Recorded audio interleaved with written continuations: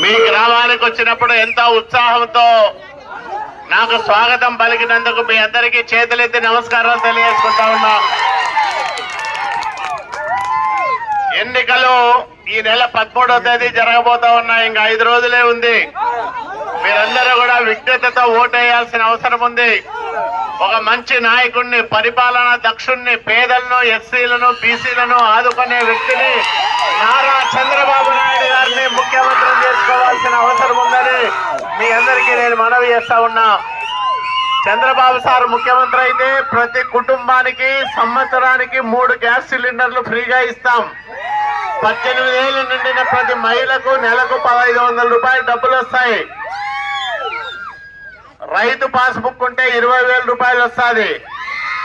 స్కూలుకు పోయే పిల్లలు ఎంతమంది ఉంటే అంతమందికి ఒక్కొక్కరికి 15,000 రూపాయలు, అంటే 3 ఉంటే 45,000, 4 ఉంటే 60,000. ఎస్సీలకు, బీసీలకు అయితే 50 ఏళ్లకే పెన్షన్ వస్తుంది. అది కూడా 4,000 రూపాయలు పెన్షన్ వస్తుంది. వికలాంగులకైతే 6,000 రూపాయలు పెన్షన్ వస్తుంది.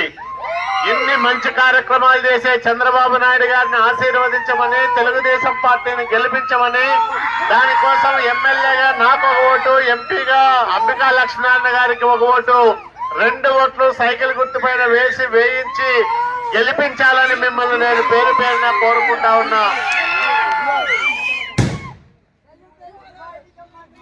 ఇక్కడ గుడిని సమస్య ఉందని అంటున్నారు. తప్పకుండా మనం దాన్ని తీరుస్తామని కూడా మీకు నేను మనవి చేస్తా ఉన్నా. నమస్కారం.